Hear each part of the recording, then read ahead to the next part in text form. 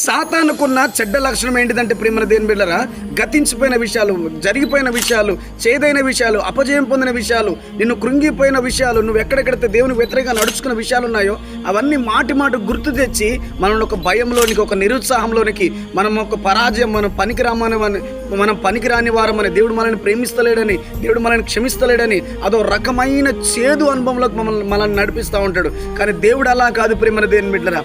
యోబు గ్రంథం 11వ అధ్యాయం 16వ వచనంలో నిశ్చయముగా నీ దుర్దశను నువ్వు మరిచేదవు అని దేవుడు మాట్లాడుతున్నాడు. ఆమేన్, హల్లెలూయా.